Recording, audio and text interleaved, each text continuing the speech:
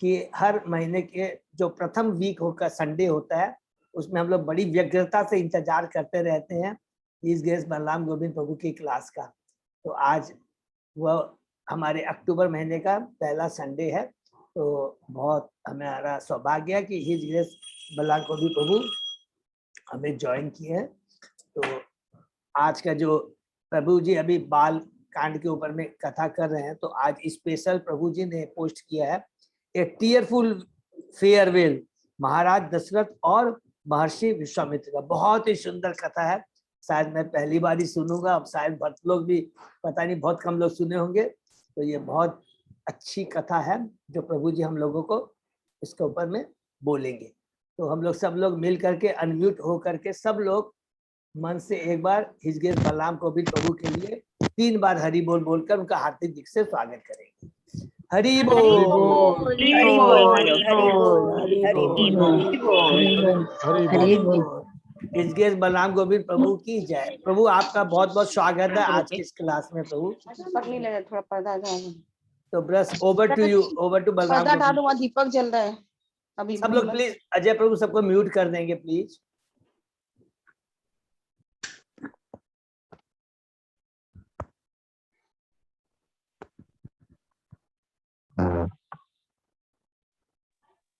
हरे कृष्णा प्रभु जी, दंडवत प्रणाम। हरे कृष्णा प्रभु जी, हरे कृष्णा, हरे कृष्णा प्रभु जी, दंडवत प्रणाम। हरे कृष्णा, हरे कृष्णा प्रभु जी, दंडवत प्रणाम। दंडवत प्रणाम। हरे कृष्णा।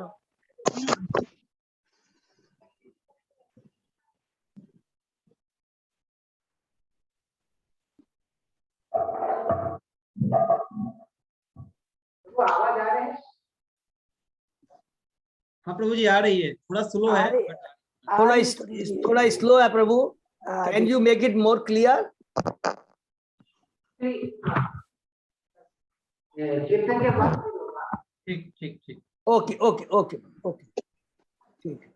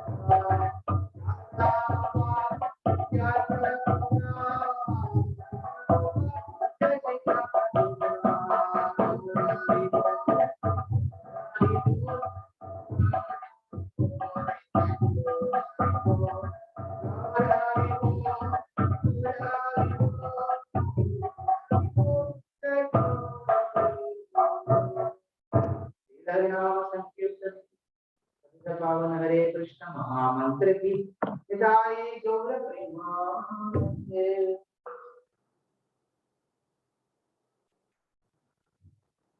ओम ज्ञानतिमिरस्य ज्ञानाञ्जनशलाकया श्री चैतन्यमनोभीष्टं स्थापितं येन भूतले स्वयं रूप कदा मह्यं ददाति स्वपदान्तिकम्। वन्देऽहं श्रीगुरून् श्रीयुतापदकमलं श्रीगुरून् वैष्णवांश्च च श्रीरूपं साग्रजातं सजीवं साद्वैतं सावधूतं हरिजनासहितं कृष्ण चैतन्य देवं श्रीराधा कृष्ण पादान् सहगण ललितां श्री विशाखान्वितांश्च नमो ओं विष्णुपादाय कृष्ण प्रेष्ठाय भूतले श्रीमते भक्ति वेदांत स्वामिनिधि नामिने नमस्ते सरस्वती देवे गौरवाणी प्रचारिणी निर्विशेष शून्यवादी पाश्चात्य देशतारिणे नमो महावदन्याय कृष्ण प्रेम प्रदायते कृष्णाय कृष्ण चैतन्य नामने गौरते नमः। हे कृष्णा करुणा सिंधु दीनबंधो जगत्पते गोपेश गोपिका कांत राधा कांत नमोस्तुते सप्त कांचन गौरांगी राधे वृंदावनेश्वरी वृषभानुसुते देवी प्रणमामि हरिप्रिय नीलाचल निवासाय नित्याय परमात्मने बलभद्र सुभद्राभ्युं जगन्नाथाय ते नमः। वाञ्छाकल्पतरुभ्यश्च कृपा सिन्धुभ्येव च पतितानां पावनेभ्यो वैष्णवेभ्यो नमो नमः। जय श्री कृष्ण चैतन्य प्रभु नित्यानंद श्री अद्वैत गदाधर श्रीवासादि गौर भक्तवृंद हरे कृष्ण कृष्ण कृष्ण हरे हरे हरे राम राम राम हरे हरे। रामाय रामभद्राय रामचंद्राय मेधसे रघुनाथाय नाथाय सीताय पतये नमः। वाचालंपागमनंदाय नेत्रे यत्कृपातं वन्दे श्री गुरुं दीनतारिणं आनंद माधवं। यो हरे Krishna.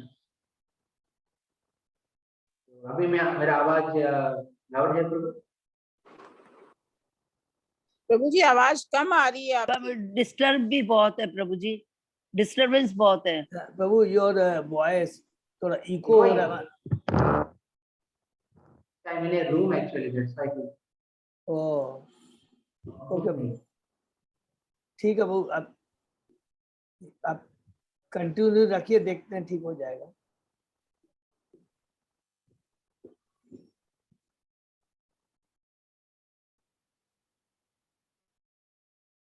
Now you are able to hear? अभी कुछ आवाज आ रहा है सर? अभी बेटर है प्रभु, थोड़ा बेटर है, क्लियर है थोड़ा। हरे तो आज हम लोग चर्चा कर रहे हैं बहुत विशेष लीला। सुनने के लिए बहुत अच्छा लगेगा, पर दशरथ महाराज की जीवन के अनुसार उनके लिए तो बहुत तकलीफ की समय। अब देखते हैं दशरथ महाराज के जीवन में हम पहले सुने थे कि सनत कुमार की मृत्यु के बाद दशरथ महाराज के जीवन में हर प्रकार की विपत्ति का स्थिति आ गया है। श्रवण कुमार की जो माँ और पिताजी ने श्राप दिया, जो श्राप पूरा दशरथ महाराज की जीवन अंतिम तक पीड़ित कर रहे थे। इस वजह से दशरथ महाराज बहुत समय ऐसा कुछ निर्णय अपना जीवन में लिया है और अयोध्या वासियों के हिसाब से गोल में भी उन्होंने एक ऐसे निर्णय लिया है। इस निर्णय की वजह से खुद के जीवन और तकलीफ में पड़ गया। हालांकि छोटा ही मिस्टेक है, तो छोटा ही गलती है। राजा होने के नाते जब हंटिंग कर रहे हैं उसमें इस प्रकार की पीड़ना होना एक व्यक्ति के साथ, ये राजा का बड़ा गलती तो स्थापित नहीं करते, बल्कि दशरथ महाराज एक राज ऋषि होने के नाते उन्होंने पूरा उस गलती का जो भी पनिशमेंट उनको मिलने वाला उसको पूरा उन्होंने स्वीकार किया, ताकि उन्होंने गिरफ्तार नहीं। तो इसलिए हम देखते हैं कि दशरथ महाराज किसी और को अपने गलती का तकलीफ किसी और को देने के लिए कभी तैयार नहीं। कलयुग में बराबर ऐसा होता है, गलती करते एक और उसकी जो पनिशमेंट है हम दूसरों के ऊपर डालने का प्रयास करते। पर दशरथ महाराज के पास उतना शक्ति थे इस माध्यम से उनकी गलती को पूरा साफ कर सकते, पर उन्होंने नहीं किया, बल्कि उसको स्वीकार किया। इस प्रकार परीक्षित महाराज ने छोटा गलती उन्होंने जो ऋषि के ऊपर किया उसको पूरा, उसकी जो पनिशमेंट पूरा अपने श्राप का जो छोटा ब्राह्मण की जो श्राप को पूरा स्वीकार किया, तो कभी तिरस्कार नहीं किया, बल्कि उनके पास शक्ति। इसी प्रकार दशरथ महाराज भी श्रावण कुमार की माँ और पिताजी की श्राप को स्वीकार किया और उसके साथ अपना जीवन को आगे बढ़ाया, उसके साथ जिए। बहुत बार हमारा जीवन में जो प्रॉब्लम्स होता है इससे प्रॉब्लम नहीं होता है, पर प्रॉब्लम को स्वीकार करना है, ये बात को लेकर प्रॉब्लम होता है। एक बार मान लीजिए प्रॉब्लम है, उसके साथ चलना है, उसके साथ जीना सीखना, तो इतना इश्यूज नहीं होता, पर उसको एक्सेप्ट करने में ही तकलीफ हो जाती है।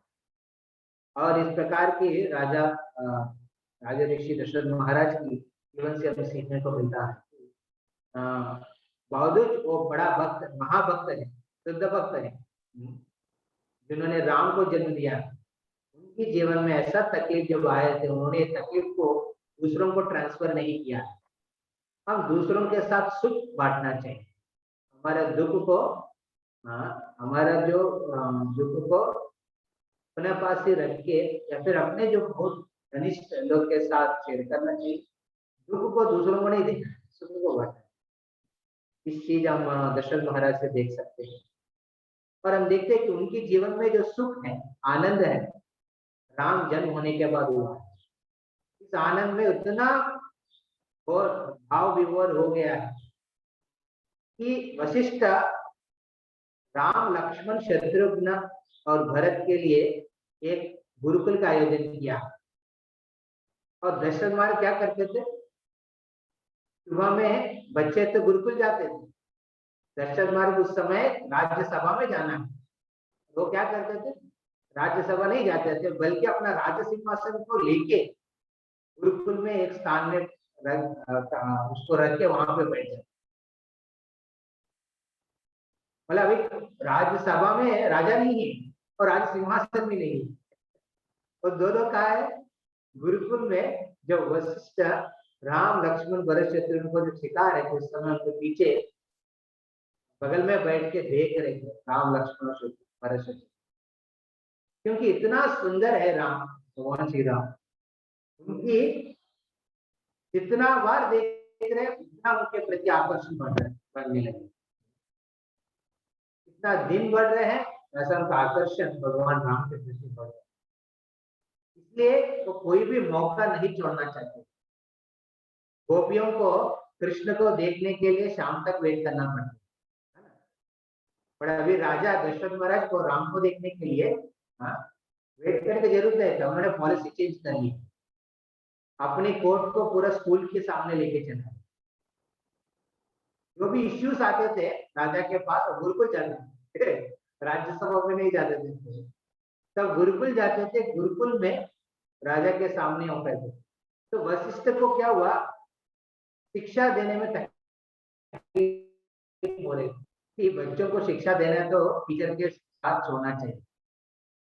इधर ही माँ बाप बैठना चाहते हैं और देखना चाहते क्या चल रहा है, कभी बच्चे सीखेंगे नहीं और उनको उतना फ्रीडम नहीं मिलता बैठ के सुनने के लिए। और टीचर को कुछ चीज बोलना है, क्लास करके उनसे समझाना, उनसे सुनना है, तो माँ बाप के सामने कैसे बोल सकते हैं। इसलिए बच्चों की भलाई के लिए वशिष्ठ ने दशरथ महाराज से रिक्वेस्ट किया, जब नहीं सुना उनको आदेश दिया ब्राह्मण होने के नाते, आप यहाँ से निकल जाइए, आप नहीं निकलेंगे ये राम भरत लक्ष्मण शत्रुघ्न कभी सीखेंगे नहीं। और इसका एक अंतर कारण है, ये आपको बाद में पता चलेगा क्या हुआ। जब दशरथ महाराज ने वशिष्ठ की आज्ञा को स्वीकार किया तो निकल जाते हैं वहां से, उस समय सबसे ज्यादा खुश थे कौन है? वशिष्ठ, क्योंकि वो वेट कर रहे थे, इंतजार कर रहे थे कब मेरे को मौका मिलेगा अकेला राम लक्ष्मण भरत शत्रुघ्न के साथ समय बिताने, क्योंकि ये सिर्फ मेरा शिष्य नहीं है बल्कि ये पूरा दुनिया के भगवान है, और मैं इनके प्रति अपना साष्टांग प्रणाम करना चाहता हूँ। पर प्रॉब्लम क्या है, एक टीचर ने अपने स्टूडेंट के सामने डायरेक्टली साष्टांग प्रणाम करेंगे, लोग क्या कहेंगे?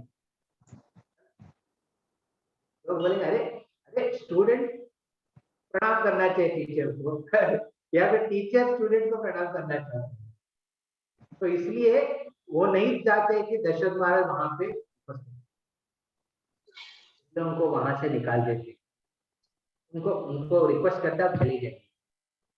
चले जाने के बाद छोटे छोटे बच्चे दोनों चारों 5 साल की उम्र, वो एक आसन के ऊपर बैठे थे, राम लक्ष्मण शत्रुघ्न, और विश्वामित्र अपना अपना आसन से उठ के ये सब चारों भाई को प्रणाम करते। और जिस प्रकार हम गंगा में जब स्नान करने जाते हैं, गंगा का पानी हाथ में लेके हम गंगा को ही तर्पण में देते हैं, इसी प्रकार विश्वामित्र भगवान राम से कह रहे थे कि जो भी ज्ञान मेरे जीवन में प्राप्त किया है आपकी कृपा से, और वही ज्ञान को मैं वापस आप चारों भाई को एक शिक्षा के रूप में देना चाहता हूँ। आप प्रेम से इस भेंट को स्वीकार करें।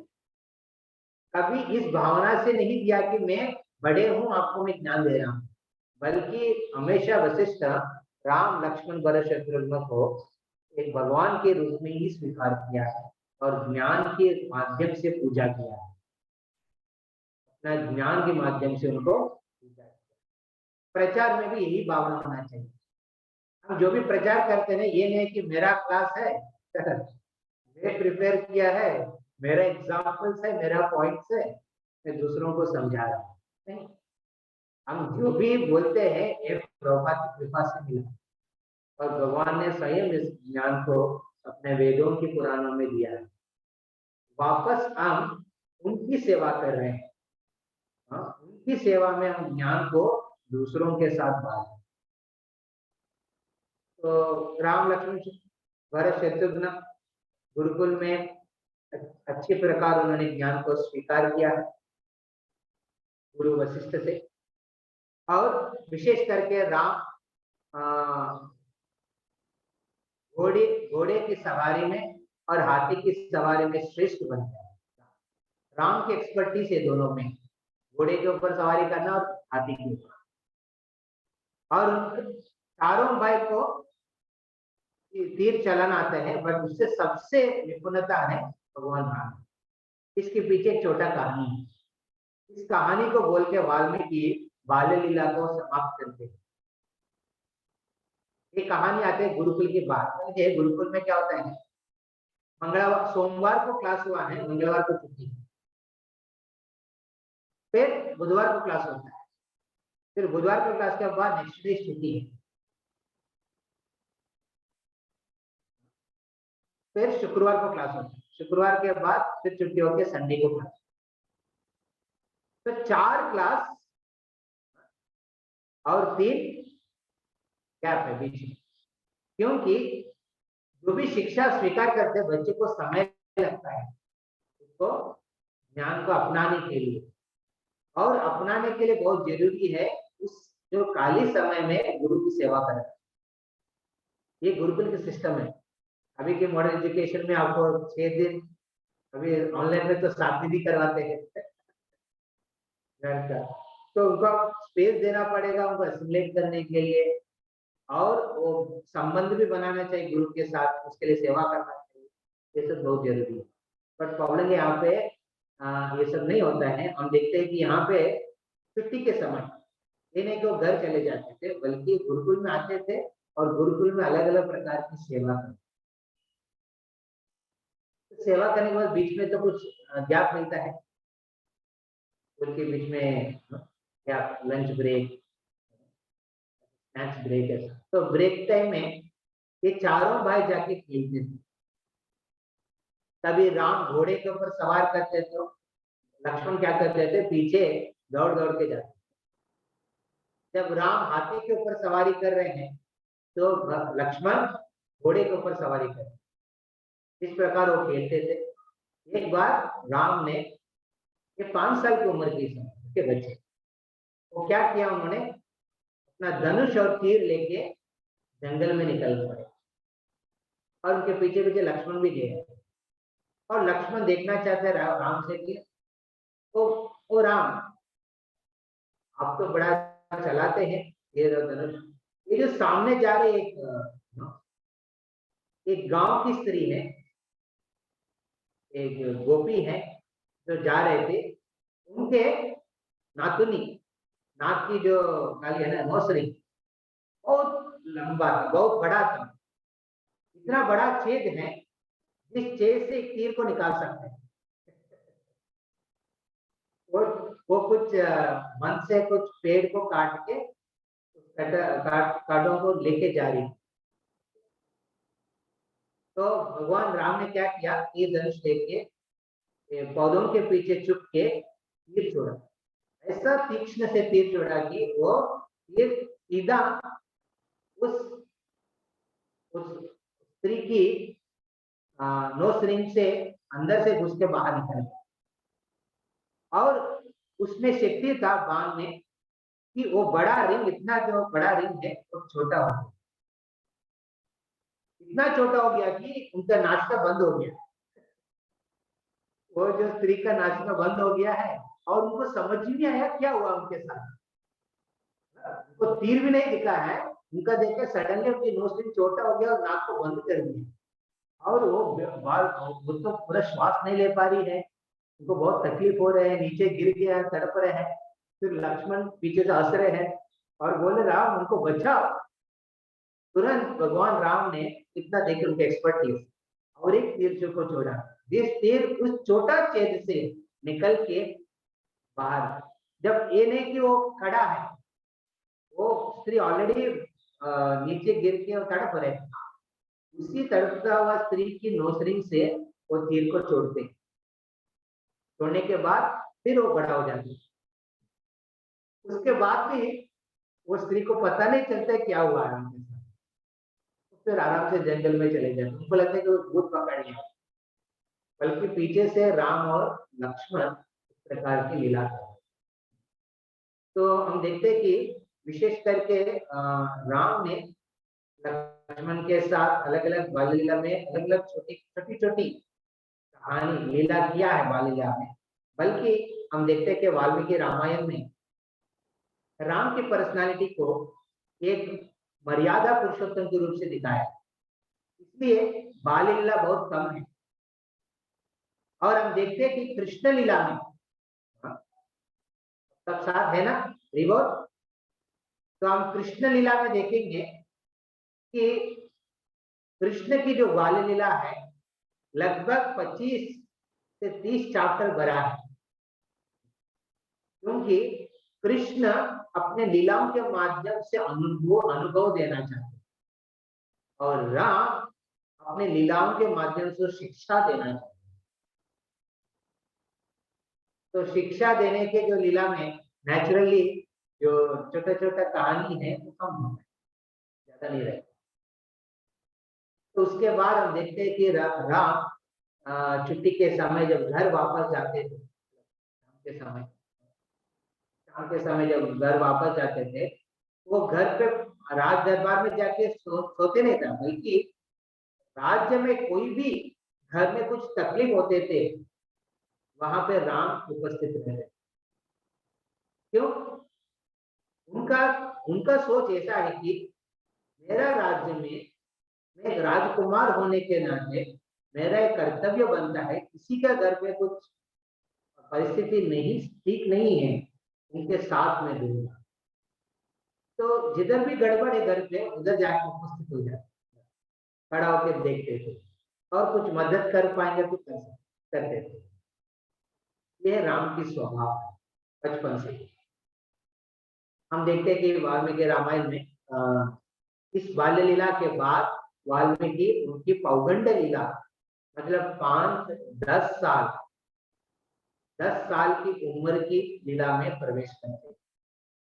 इसमें दशरथ महाराज सोच रहे हैं, क्योंकि इनकी चिंता क्या था, कब वो राम से दूर हो जाएंगे, क्योंकि ये श्राप था श्रावण कुमार के माँ और पिता का, आपके बच्चों के साथ कभी आप आनंद नहीं ले पाएंगे, आप दूर हो जाएंगे। तो उस विचार से हमेशा तकलीफ रहती है। अभी अभी बच्चों का शिक्षा समाप्त हो रहे हैं और वो सोचने लगे दशरथ महाराज राम का शादी करने के। अभी 10 साल की उम्र का राम के लिए वो शादी का प्लानिंग कर। जैसे वो राज्यसभा में बैठे थे, उन्होंने अपना मंत्रीगण से विचार करने के लिए भगवान राम की शादी के बारे में तब सोचने लगा इतना जल्दी क्या है, पर वो तो नहीं कह रहे क्या कारण है, वो कारण तो छुपा के रखा उन्होंने। तो उस समय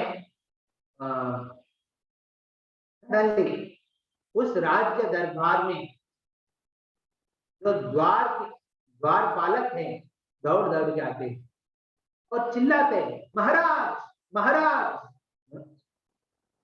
दशरथ महाराज जो राजसिंहासन के ऊपर बैठे थे, वो क्या हुआ आपको, आप इतना क्यों चिल्ला रहे हैं? बोला कि ये महर्षि एक ब्रह्मर्षि गुस्से में आ रहे अंदर और मेरे को समझ नहीं पाया उनको रोकना है कि हेलो करना है, और गलती से मैं रोक दिया उनको, और रोकने के बाद इतना गुस्सा हुआ उन्होंने कि उनकी आंखों से लग रहा है कि मेरा मृत्यु हो जाएगा, आप ही है मेरे को संरक्षण करिए। तो दशरथ महाराज वहां पे बैठे थे राम की शादी के बारे में डिस्कस करने की, पर अभी और एक तकलीफ आ गया है। वो राज दरबार में सैनिक आते हैं, मदद मांग रहे हैं। तुरंत राजा होने के नाते राज दरबार द्वारपालक की जो रक्षा तो राजा को ही करना चाहिए। इस प्रकार महाविष्णु जय विजय को करते हैं। जय विजय गलती कर लिया, क्या हुआ, विष्णु स्वयं बाहर आके उसको संरक्षण करते किया। इसी प्रकार यहाँ पे दशरथ महाराज स्वयं राज सिंहासन उठ के पूछते हैं द्वारपालक से, कौन आया है, कौन सा ब्रह्मर्षि?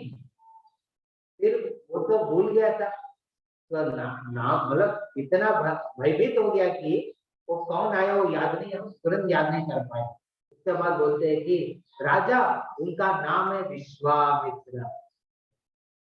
जैसे नाम सुनते हैं पूरा राज्यसभा में जो भी मंत्रीगण प्रजा सब लोग खड़ा हो जाते हैं सिर्फ नाम सुनने से। कभी होता है ना, हम लोग मंदिर पे बैठे हैं, सडनली गुरु महाराज आते हैं, कहते हैं जय पताक महाराज आ रहे हैं, परम पूज्य भक्ति चारू स्वामी महाराज, तुरंत सब लोग खड़ा हो जाते हैं और अटेंशन चले जाता है। इसी प्रकार राज दरबार में जब इस प्रकार द्वारपालक ने बोले कि विश्वामित्र, और देखिए कि सब प्रजा राजा मंत्री सब खड़ा हो गया है। फिर द्वारपालक को लगा कि मैंने बड़ा गलती की, एक महापुरुष को मैंने रोकने का प्रयास किया, सबसे बड़ा गलती है। बहुत बार क्या होता है, हम बाह्य रूप से एक व्यक्ति को देख के अंदाजा करके उनके साथ व्यवहार करते हैं, ये साधारण है, पहले बेट में ऐसा ही होता है। बट ये जानना बहुत जरूरी है, किसी के साथ आप भेंट करते हैं उनके बारे में जानना भी जरूरी है। आपको नहीं पता तो दूसरों से पूछ के व्यवहार करना। इसमें कहते ना जाने हम कुछ गलती कर लेते हैं, द्वारपालक ने उस प्रकार नहीं देखा उनके अंतरंग शक्ति क्या है, इस महा ब्रह्म ऋषि विश्वामित्र। परंतु यहाँ पे जो दशरथ महाराज बैठे थे उनको उनके बारे में पूरा जानकारी, इसलिए उन्होंने स्वयं राज दरबार से बाहर निकलते ही और अंदर जो आने वाला विश्वामित्र के सामने साष्टांग प्रणाम करते और उनको पैर को गंगा जल से पैर को धोते हैं, फिर उनको निमंत्रण देते हैं, अलग अलग प्रकार की वाद्य गाना के माध्यम से उनको अंदर में रिसेप्शन देते हैं। और ये सब देख के विश्वामित्र बहुत खुश हो जाते।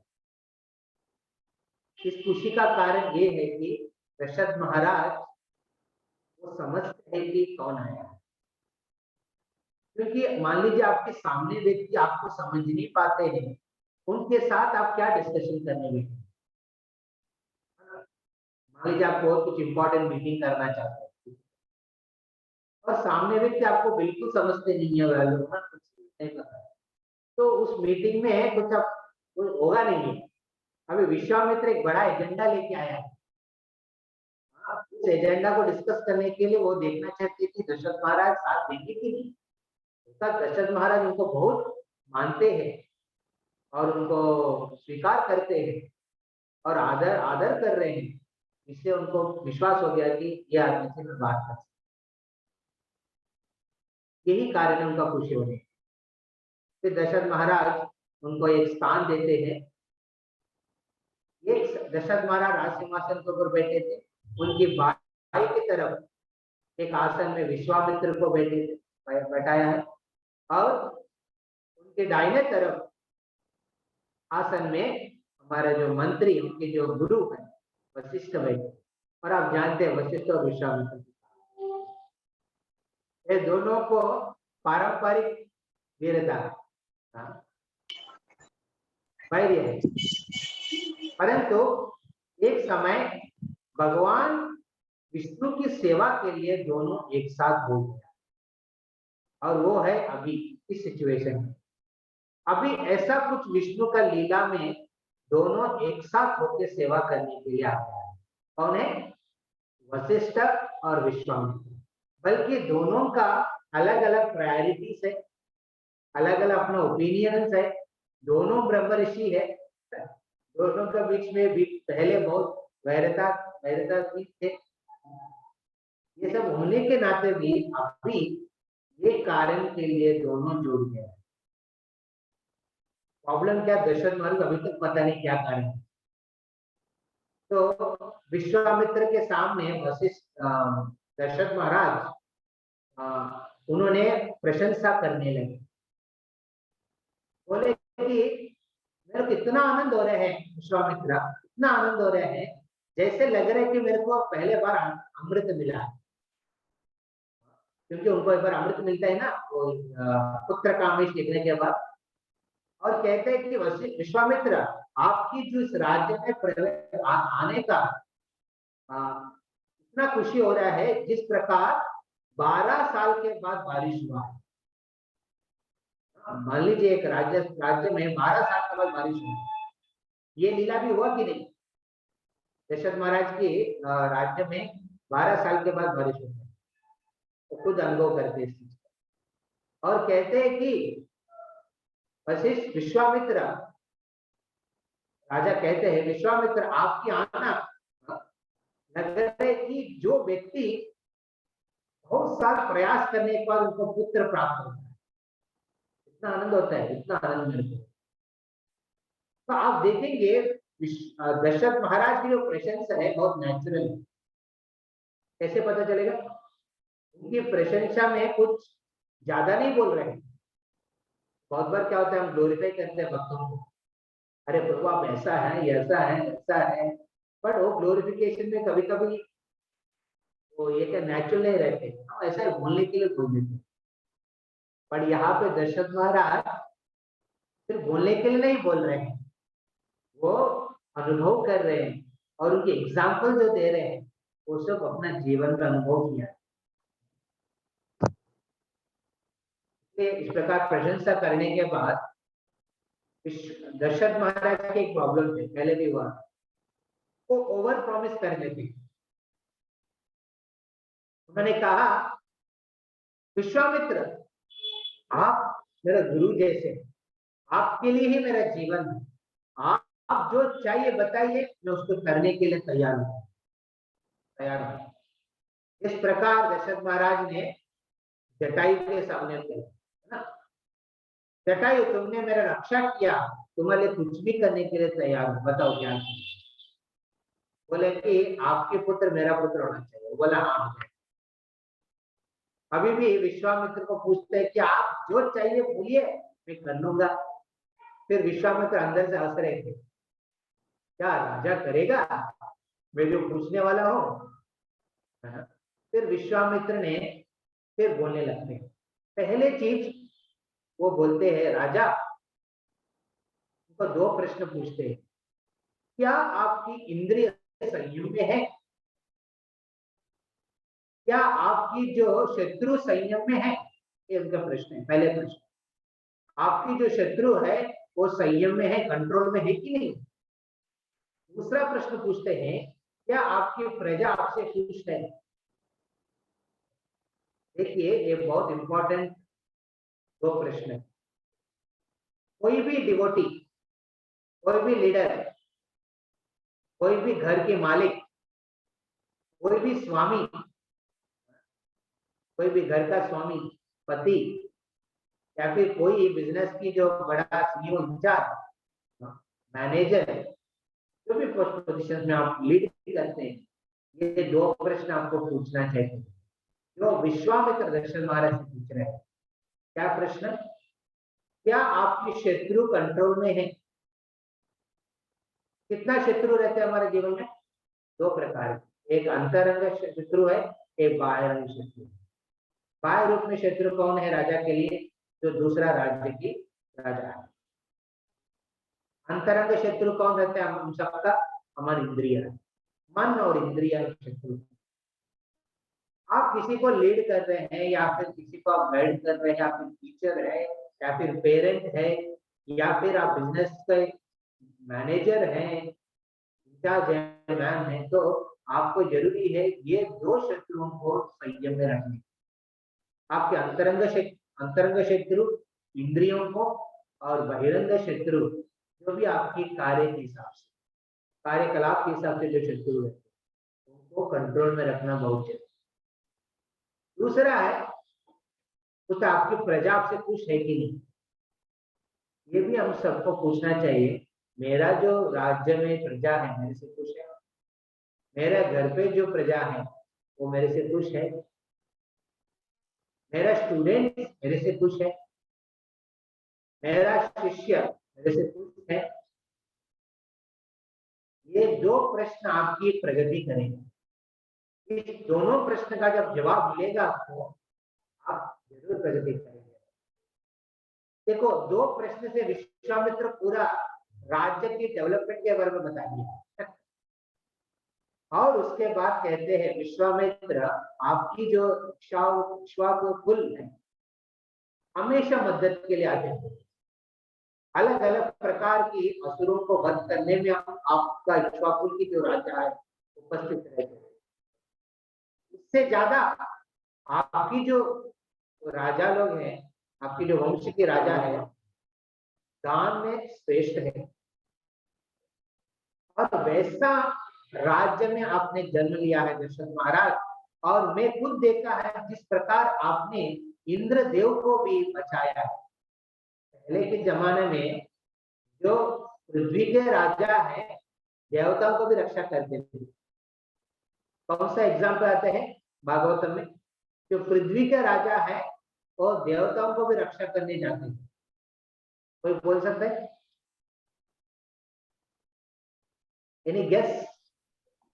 पृथु महाराज। पृथ्वी महाराज भगवान के अंश है, और मुचकुंदा, हाँ वृष महाराज। तो हम देखते हैं कि ये राजा लोग सिर्फ पृथ्वी का रक्षा नहीं करते थे, बल्कि पूरा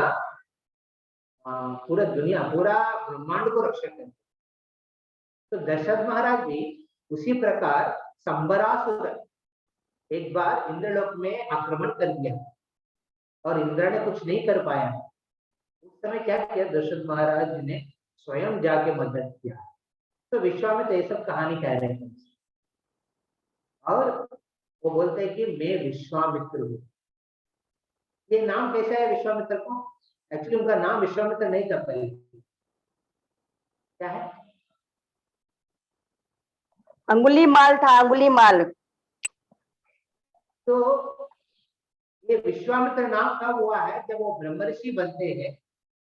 ब्रह्मर्षि बनने के बाद उनका पूरा समय अलग अलग यज्ञ करते थे, पूरा दुनिया के संरक्षण के लिए, पूरा विश्व की रक्षा के लिए अलग अलग यज्ञ की आयोजन करते थे विश्वामित्र। इसलिए पूरा दुनिया उनको टाइटल दिया है, ये पूरा विश्व की मित्र है, ये पूरा विश्व को संरक्षण करना चाहते हैं, ये फ्रेंड है सब। तो यहाँ पे विश्वामित्र कहते दशरथ महाराज से, मेरा नाम विश्वामित्र है और मेरा और कोई एजेंडा नहीं रहते, मेरा एजेंडा विश्व की संरक्षण। मैं एक बड़ा यज्ञ के आयोजन किया है, बट प्रॉब्लम क्या हुआ है, एक दो राक्षस, ये छोटे छोटे राक्षस हैं पर उनकी शक्ति बहुत है। ये छोटे बच्चे हैं, तो उतना उम्र नहीं हुआ है, छोटे बच्चे हैं, सुबाहु और मरीचि। ये दो राक्षस मेरे यज्ञ में बहुत बाधा दे रहे हैं और ब्रह्म ऋषि होने के नाते मेरे पास शक्ति है इन दोनों को मारने के लिए, परंतु इस यज्ञ में मैंने एक प्रण लिया है, कभी गुस्सा नहीं होंगे। क्या होते हैं, मुनिगण का इतना तपस्या करते हैं ना, नेचुरली गुस्सा हो जाते हैं। थोड़ा थोड़ा इधर उधर कर लिया, प्रसाद में इधर उधर कर दिया, प्रोग्राम टाइमिंग इधर उधर हो गया, गुस्सा हो जाएगा, कैसे कर लिया ऐसा कैसे हो सकता है। वो गुस्सा एक्चुअली प्रोग्राम इधर उधर नहीं से, उनकी वो तपस्या का वजह से वो गुस्सा हो जाए। इतना तपस्या करते हैं कि वो नेचुरली गुस्सा हो जाता है। तो ये गुस्सा विश्वामित्र बोले कि ये यज्ञ के लिए बिल्कुल ठीक नहीं, इसलिए मैंने प्रण लिया है कभी गुस्सा नहीं करें, और मारने के लिए तो गुस्सा करना पड़ेगा, वो तो मैं नहीं कर सकता हूं। और इसलिए फिर दशरथ महाराज पूछने वाला था, क्या मैं मदद करूं, मैं खुद आऊं? वो बोलने के पहले ही विश्वामित्र कहते हैं, मैंने इसके ऊपर एक उपाय भी सोच लिया है। मैं चाहता हूं आपकी जो पुत्र भगवान श्री राम को मेरे साथ भेजिए।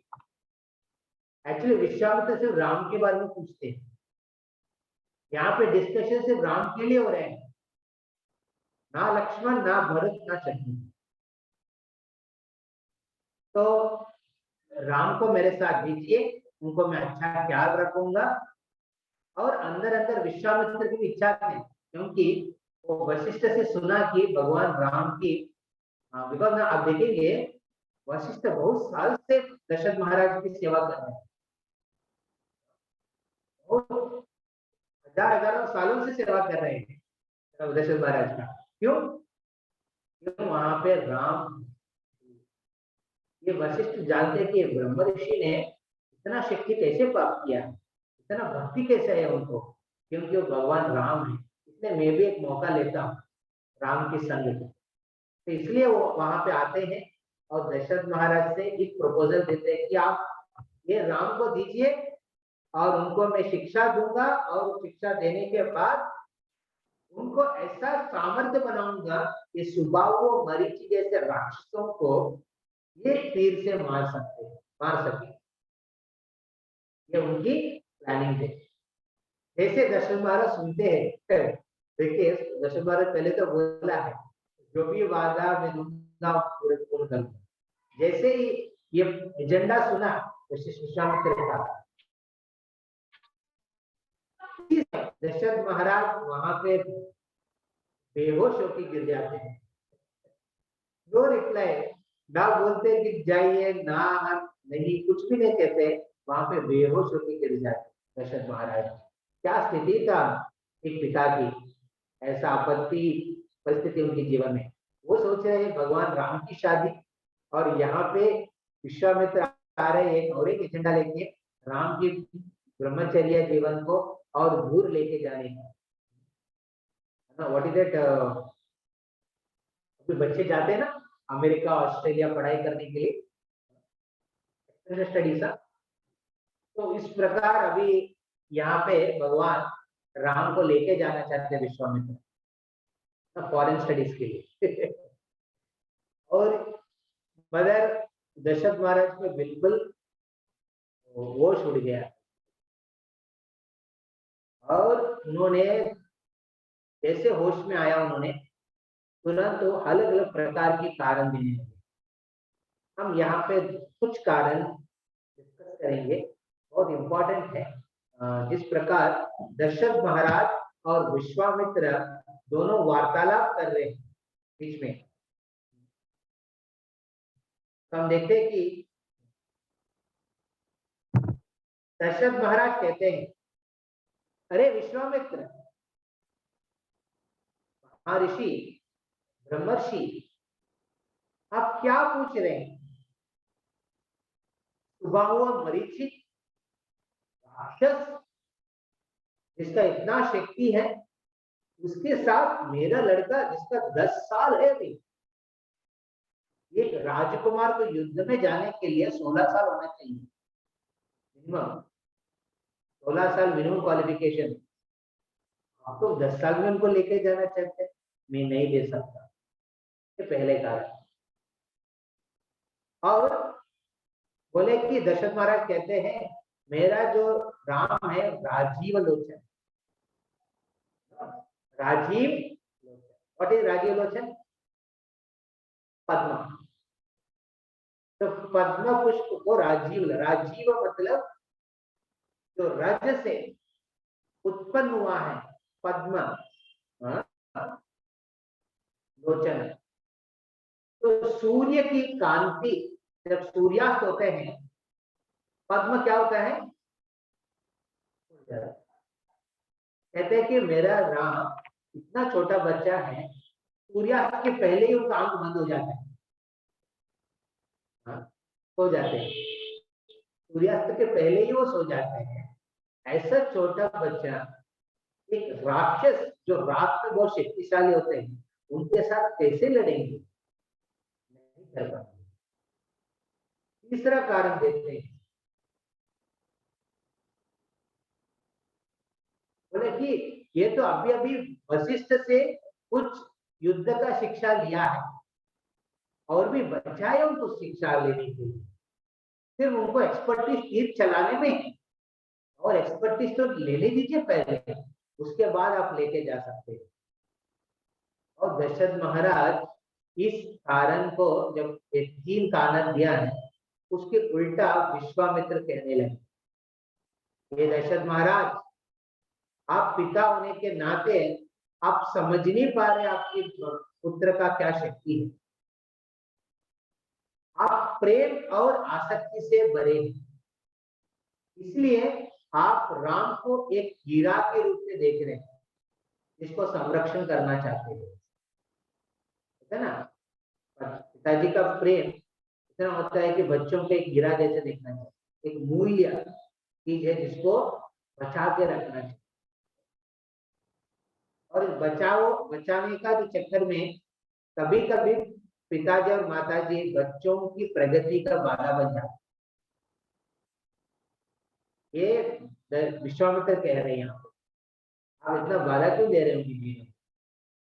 मैं एक जटाधारी, विश्वामित्र में जटाधारी हूँ, और मैं कमंडूर लेके तपस्या करता हूँ, और मैं जानता हूँ आपका पुत्र का क्या शक्ति है। वो साधारण पुत्र नहीं है दशरथ, वो स्वयं भगवान है। उनका शक्ति का इतना अंडर एस्टिमेट मत करिए, वो 10 साल का है, 16 साल का नहीं है, गलत है। उनके प्रति भक्ति होना चाहिए। आपको तो प्रेम है, मेरे पास भक्ति है उनके प्रति, और लोक कल्याण के लिए ये भक्ति और विश्वास ज्यादा जरूरी है, प्रेम और आसक्ति से। तो ये पहले उन्होंने कहते हैं। दूसरा, आप बोले राजीव लोचन, हाँ मैं भी मानता हूं भगवान राम राजीव लोचन है। राजीव लोचन मतलब जो पद्म सूर्योदय के साथ खुलते हैं, उसको जो फूल सूर्योदय के साथ फूलते हैं कौन है? पद्म। तो कहते हैं कि ये सुबह और मरीचि के वजह से पूरा अंधकार मचाया है। जब तक भगवान राम एक सूर्य के रूप से वहां पे प्रवेश नहीं करते हैं, वहां पे फूल विकसित नहीं होंगे। इसलिए मैं भी मानता हूँ राजीव लोचन, बट आपकी जो मीनिंग है अलग है, मेरा मीनिंग अलग है। तीसरा कहते हैं, दशरथ महाराज का क्या था बोलना था कि उनके पास निपुणता नहीं है और सीखना चाहिए। दशरथ महाराज को कहते हैं विश्वामित्र कि जीवन में आप सिर्फ निपुणता नहीं देखना चाहिए, शुद्धता देखना चाहिए। एक व्यक्ति शुद्ध होंगे ना, वो निपुणता अपना अपना है। उसके लिए ये नहीं कि निपुणता आने के बाद उनको युद्ध में लेके सामने जाना, आगे बढ़ना। शुद्धता इम्पोर्टेंट। देखो हमारे इस्कॉन में एक प्रिंसिपल है, क्या है? Purity is the force. शुद्धता है सबसे बहुत महत्वपूर्ण चीज है। इसलिए भक्तों को कहते हैं, जो भी प्रचारक है उनको अपना 16 माला 4 नियम की पालन, भक्ति की जो भी अंगों का सही ढंग से करना चाहिए, क्योंकि वो शुद्धता क्या करेगा? दूसरों को भलाई करेगा। मान लीजिए शुद्धता नहीं मेंटेन हो रहा है, तो निपुणता के ऊपर ज्यादा हम जोर दे रहे हैं। कितना अच्छा गाते हैं, कितना अच्छा क्लास देते हैं, कितना अच्छा मैनेज करते हैं, उससे आप भक्तों को एक साथ नहीं रख सकते और प्रेरणा नहीं दे सकते। तो यहाँ पे विश्वामित्र कहते हैं कि बल्कि राम के पास निपुणता कम है, उनकी शुद्धता विशेष है, और जरूर तुरंत जैसे वो प्रवेश करेंगे सेवा में उनका निपुणता आ जाए, आप चिंता करने का जरूरत। दशरथ महाराज, उनके हृदय बहुत कोमल थे, इसलिए वो हर प्रकार की कारण ढूंढ रहे थे कैसे राम को छुड़वाना चाहते हैं। फिर दशरथ महाराज पूछते हैं विश्वामित्र से, आप बता सकते हैं सुबाहु मरीचि कौन है? क्योंकि वो एस्टिमेट करना चाहते हैं कितना पावर है उनका, क्या मैं आर्मी को भेजना पड़ेगा ना, मैं खुद जाऊंगा, ऐसा डिसाइड करने वाला। तो विश्वामित्र कहते हैं सुबाहु मरीचि ये 2 संतान है, जुड़वा गाय है, 2 गाय है। किनका है? ताटका और सुंदा। राक्षस सुंदा और उनकी पत्नी ताटका, ये 2 सुपुत्र हैं।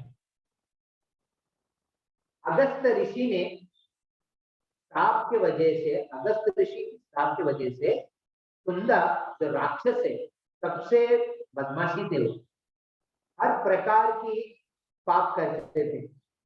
इस पाप से पूरा लोक में प्रजा को, ब्राह्मण को, ऋषियों को बाधा देते थे और मारते थे। अगस्त ऋषि ये देखिए लोक कल्याण के लिए उन्होंने श्राप देते हैं इनको, सुंदा राक्षस। इस श्रापग्रस्त होके सुंदा मर जाए, और ये मरने के बाद नेचुरली जितना भी राक्षस हो, पति के लिए पत्नी, पत्नी के लिए पति तो बहुत प्यारी होगा ना। तो ताटका ने वो पर्सनली ले लिया, मेरा पति को मारते हैं ये अगस्त ऋषि, मैं छोड़ूंगा नहीं। उन्होंने क्या करते हैं, प्रण लेते हैं, मेरा पति जितना जॉब करते थे, बड़ा जॉब करते थे, असली जॉब, उससे बड़ा जॉब मैं करूंगा और ज्यादा मारूंगा मैं। अकेला नहीं, मेरा 2 पुत्र सुबाह और मरीच को भी मैं ट्रेनिंग दूंगा। तो उन्होंने क्या किया, इसलिए माँ का शक्ति बहुत ज्यादा होता है घर में। माँ किसी चीज के लिए कन्विंस हो जाते हैं ना, वो बच्चों के साथ भी करवा सकती है और पति को भी कन्विंस कर सकती है। इसलिए बहुत बार होते हैं ना, जब घर की गृहिणी स्त्री जब भक्ति में बहुत आगे बढ़ती है ना, पूरा घर आगे ऐसे चलते, वो उतना सीरियस नहीं है, इंटरेस्ट नहीं है, तो कुछ नहीं होगा, कोई कुछ नहीं कर सकते। तो इस प्रकार हम देख सकते हैं कि ताटका ने पूरा सुंदर राक्षस की जो कार्यों को अपना लिया और अपना दोनों बच्चों को उसमें ट्रेनिंग देके रखे। इस ट्रेनिंग के बाद सब लोग निकले और पूरा प्रजा में हर प्रकार की बाधा देने लगे। और अगस्त ऋषि ने और श्राप देके उनको एक वन के कंट्रोल में रख दिया। एक वन के अंदर में उनको घेर के रख दिया। और वन में इतना वो लोग प्रभावित किया है अपना राक्षस कार्यों से, वन में एक प्राणी भी नहीं रहते, एक चींटी भी जिंदा नहीं है, एक चींटी भी। इतना कंट्रोल सुबाहु, मरीचि और ताटका। जैसे ये बात सुनते दशरथ महाराज और एक बार बेहोश होकर गिर जाते हैं और होश आने के बाद कहते हैं दशरथ महाराज विश्वामित्र से, ये आप क्या कह रहे हैं? सुंदा जैसे बड़ा राक्षस जिसके पुत्र सुबाहु मरीचि, उनको मारने के लिए मेरा छोटा बालक को लेके जाना चाहते हैं? मैं खुद आऊंगा, आप मेरे को लेके चलिए, मेरा सैनिक को लेके चलिए, राम को छोड़ दीजिए प्लीज। और रिक्वेस्ट कर रहे थे और रिक्वेस्ट करते करते रोने लगते हैं कि राजा को प्रजा के सामने और राज दरबार में राज सिंहासन के ऊपर बैठ के रोना ठीक नहीं है। तो दशरथ महाराज की जो आसक्ति है इतना है, वो वहां पे राज सिंहासन बैठ के रो रहे थे, फुट के रो रहे थे और नीचे गिर के विश्वामित्र के चरण को पकड़ के रिक्वेस्ट करते, प्लीज छोड़ दीजिए, छोड़ दीजिए, छोड़ दीजिए। और उस समय विश्वामित्र तो हम यहाँ तक हम देखते हैं कि जिस प्रकार दशरथ महाराज की प्रयास और विश्वामित्र की प्रयास दोनों प्रयास कर रहे हैं लोक कल्याण के लिए, किस प्रकार आगे बढ़ना चाहिए। परंतु दशरथ महाराज की देखने का कौन है? प्रेम और आसक्ति से भरा है। और विश्वामित्र के देखने का जो व्यू है कौन है? वो है भक्ति और श्रद्धा से भरा। और जैसे मैं पहले कह रहे थे, क्या कह रहे थे? लोक कल्याण के लिए क्या चाहिए जरूरी, क्या ज्यादा जरूरी है? हरे कृष्णा। भक्ति और प्रयास, या भक्ति और श्रद्धा बहुत जरूरी है। प्रेम और आसक्ति तो है ठीक है, बट लोक कल्याण के लिए दोनों जरूरी। तो इसलिए क्या किया दशरथ महाराज ने, समझ नहीं पाया क्या करना चाहिए। उस समय वहां पे एंट्री मारते वशिष्ठ। हम देखते हैं कि जैसे पहले बताया था, वशिष्ठ और विश्वामित्र हालांकि वैरियता मेंटेन करते थे बीच में, बट भगवान की एक लोक कल्याण के कारण के लिए एक साथ आ गए। तो यहाँ पे वशिष्ठ बीच में आ जाए, क्योंकि वो देखा कि दशरथ महाराज भी सुन नहीं रहे और विश्वामित्र भी अपना प्रपोजल चेंज नहीं कर रहे हैं। और ऐसा दो बराबर व्यक्ति के बीच में जब इस प्रकार की कॉन्फ्लिक्ट आते हैं, क्या करना चाहिए?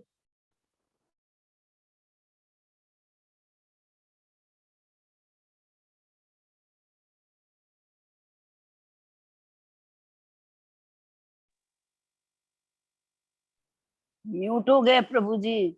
नहीं म्यूट नहीं हुआ प्रभु, वो हो गया। फोन आ गया, बैठ कर फोन आ गया। फोन भी अगर कुछ आ गया होगा फोन के उससे ओके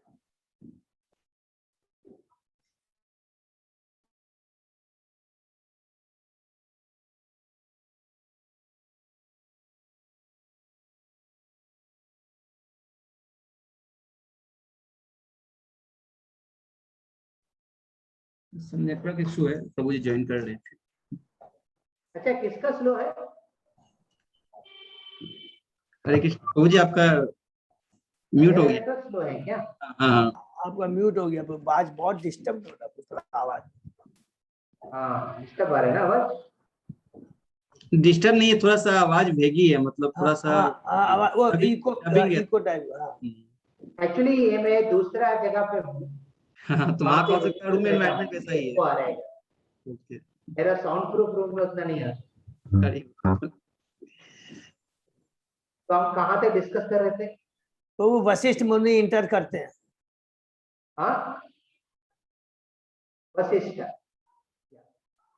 तो वशिष्ठ वहां पे अभी डिस्कशन में क्या हो रहा है, दोनों एक सहमत में नहीं हो रहे हैं, ना राजा दशरथ ना ब्रह्मर्षि विश्वामित्र, दोनों का अपना अपना व्यू लेके बैठे और दोनों लोक कल्याण के लिए सोच रहे हैं, दोनों भलाई के लिए, बट दोनों देखने का कौन अलग है। कि इसमें कौन सही है कौन गलत है, कोई कह सकते हैं कौन सही है कौन गलत है? प्रभु जी दोनों ही अपनी जगह सही हैं। हाँ, अपना अपना जगह पे दोनों सही है। इसलिए उस समय तीसरा व्यक्ति का जरूरी है जो आगे इस चीज को सुलझा सकते। तो वो तीसरा व्यक्ति कौन होना चाहिए, उनका क्वालिफिकेशन क्या होना चाहिए? जिसको दोनों प्यार करते हैं जिसको दोनों सुन सकते हैं, हरी बोल, बहुत सुंदर। वो होना चाहिए। बहुत बार क्या होता है, अब तीसरा व्यक्ति को लेके आते हैं जो अपना साइड में है और बेचारा वो आने के बाद उनका चिट्ठी हो जाता है वो दोनों का ऐसा ही चलते हैं। तो ये बहुत जरूरी है, तीसरा व्यक्ति जो है ये दोनों उनको प्रति आदर है, दोनों उनको उनका बात को सुन सकते हैं। इसलिए वशिष्ठ उस मीटिंग में कोई बुला नहीं उनको, आप आ जाइए करके, वो देखा परिस्थिति को फिर वो घुस जाते हैं। हाँ, तो वशिष्ठ घुसना बहुत जरूरी है। बहुत बार हम इस प्रकार की संघर्ष जब होता है उसको सामने से, मतलब उसको ऐसा रिजॉल्व नहीं करते हैं, उसको ऐसा छोड़ के रह जाते हैं, तो क्या होता है ना, कुछ समय के बाद नीचे जो भक्त है, नीचे जो लोग गवर्नेंस है, सब लोग विचलित हो जाते हैं। ऐसा परिस्थिति आती है जीवन में, बट उसको जल्दी सुलझाना चाहिए। नहीं सुलझाएंगे तो वो बहुत बड़ा एक प्रॉब्लम को एक रास्ता दिखाएगा, या फिर प्रॉब्लम बनता। इसलिए वशिष्ठ ये देखा कि ये अभी राजा भी नहीं सुन रहे हैं और ब्रह्मर्षि भी अपना बात को टेक नहीं कर रहे हैं, ये तो पूरा अयोध्या के ऊपर एक श्राप आ जाएगा, बिल्कुल ठीक नहीं है। इसलिए वो तुरंत वो एंट्री करते हैं और पहले बात वो करते हैं दशरथ महाराज से, क्योंकि लोक कल्याण के लिए दोनों सही है, बट क्या जरूरी है? विश्वामित्र की प्रपोजल। इसलिए वशिष्ठ क्या करते हैं, पहले बात दशरथ महाराज से और इस प्रकार दशरथ महाराज को समझाते हैं, दशरथ महाराज आपकी जो प्रेम और आसक्ति भगवान के राम वो सही है, इसमें कुछ प्रॉब्लम नहीं है, परंतु आप ये भी विचार करिए, अभी अभी आप सोचने लगे, हम राज दरबार में बैठ के क्या एजेंडा डिस्कस करने वाला था? पहले एजेंडा क्या डिस्कस करने वाला था दशरथ महाराज राज दरबार में? अरे बोल, विश्वामित्र आने के पहले रामचंद्र जी की शादी का, रामचंद्र जी की शादी का। तो आप उनकी शादी के बारे में सोच रहे हैं, आप ये क्यों नहीं देख सकते कि विश्वामित्र ही अभी राम की शादी करने का कारण बन सके? आप ऐसा क्यों नहीं सोच पा रहे हैं? आप हर चीज को प्रॉब्लम जैसे क्यों देख रहे हैं? अरे प्रभु प्रॉब्लम हो रहे, कुछ वक्त है, कौन करेगा? मुझे प्रॉब्लम है, मुझे प्रॉब्लम है, मुझे प्रॉब्लम है, तो हर चीज प्रॉब्लम है। तो इसलिए चैतन्य महाप्रभु कहते हैं ना, मैं जब भगवान की सेवा में अद्वैत आचार्य कहते हैं, जब चैतन्य महाप्रभु पूरी के लिए निकलने जाते हैं, वहां पे भक्त लोग कहते हैं वो उस रास्ते में ये प्रॉब्लम, उस रास्ते में ये प्रॉब्लम, ये प्रॉब्लम है। फिर अद्वैत आचार्य कहते हैं भगवान श्री चैतन्य महाप्रभु जब रास्ते में जा रहे पूरी के लिए, कोई भी प्रॉब्लम उनके लिए प्रॉब्लम नहीं है, बल्कि वो सब प्रॉब्लम उनकी सेवक है, वो उनको मदद करेगा आगे बढ़ने के लिए। हाँ? तो विश्वामित्र सॉरी वशिष्ठ कहते हैं दशरथ महाराज से, आप हर चीज को प्रॉब्लम जैसे देखेंगे तो कैसे आगे बढ़ेंगे यार, और आपके राम को इतना बाधा क्यों नहीं दे रहे, उनकी प्रगति का बाधा क्यों बन रहे हैं आप बच्चों को बढ़ाना चाहते हैं, ग्रो करना चाहते हैं, ग्रो करने के लिए रिस्क तो लेना चाहिए, खुद रिस्क लेने के लिए नहीं है, तैयार नहीं है। यहाँ पे विश्वामित्र स्वयं आया है उनको ट्रेनिंग देने के लिए और रिस्क जोन में लेके चलने के लिए, बहुत अच्छा है राम के लिए। तो इस प्रकार उनको समझाते हैं और कहते हैं दशरथ महाराज, आप एक इक्ष्वाकु कुल को रिप्रेजेंट कर रहे हैं, आप सिर्फ राम का पिताजी नहीं है, आप एक कुल के राजा है, आपको ये बात को रखना बहुत इंपॉर्टेंट है जो दिया आपने। तो फिर विश्वामित्र की ओर देख के कहते हैं कि वशिष्ठ ऐसे कि सिर्फ एक को समझा रहे हैं, बहुत बार हो जाता है मीटिंग बुलाया किसी को, वो एक ही को समझा रहे हैं, दूसरों को उनको लगता है कि मैं क्या गलती कर रहा हूँ, दूसरा भी कुछ अपना व्यू कुछ ये नहीं कर रहा। तो वो विश्वामित्र की ओर देखते हैं, विश्वामित्र ये एक अवसर आपको मिला है आपके जीवन में, भगवान राम को आपके साथ लेके जाने, उसके लिए मैं बहुत प्रसन्न हूँ। और भगवान राम आप जब लेके जाएंगे, मैं आशा करता हूँ आप अपना शक्ति सामर्थ्य के माध्यम से उनको संरक्षण करके रहे, और जितना जल्दी आपकी वो यज्ञ की संपूर्ण होगा, उसके बाद उनको वापस अयोध्या में लेके। तो इस प्रकार दशरथ महाराज को समझाते हैं और विश्वामित्र को कहते हैं। इतना कहने के बाद वशिष्ठ अपने जगह पे जाके बैठ जाते हैं और विश्वामित्र को ये बहुत अच्छा लगा, क्योंकि वशिष्ठ को देख जितना बार वशिष्ठ से संपर्क हुआ है विश्वामित्र का, उतना संपर्क के बाद धीरे धीरे उनके प्रति आदर बढ़ने लगा। पहले उनको ईर्ष्या करते थे विश्वामित्र वशिष्ठ को, पर धीरे धीरे एक एक भेंट उनके साथ उनके प्रति आदर और भक्ति बढ़ाया। इस आदेश को या फिर उस बात को जो बोले उन्होंने सीरियसली अपनाया, बोले कि मैं राम की संग लेने के लिए मैं ये उपाय ये एजेंडा दिया। उसके बाद वार्तालाप होने के बाद दशरथ महाराज तो दुखी थे, परंतु वशिष्ठ कहने से उन्होंने मान लिया, क्योंकि वो बहुत मानते थे वशिष्ठ, सिर्फ एक राजगुरु के रूप में नहीं बल्कि उनके पिता के रूप में लेते। तो उनकी बात मान के उन्होंने क्या करते हैं विश्वामित्र दशरथ महाराज, वो जाके भगवान राम को बुलाते। देखिए अभी भगवान जब राम कोई भी बुलाते हैं, कौन आ जाते हैं पीछे by default? Free gift Laxman ji. Get one get another free, who is that? Laxman. तो ये पूरा डिस्कस हुआ राम के लिए, फिर बगल में कौन आ गया? लक्ष्मण भी आ गया फ्री हैंड में, तो दोनों आके खड़ा हो गया और विश्वामित्र देखते ही पता चल जाए कि ये जो अनुज है रामानुज लक्ष्मण वैसे ही है, उनको समझाने का जरूरी नहीं है। और उस समय दशरथ महाराज कहते हैं राम से,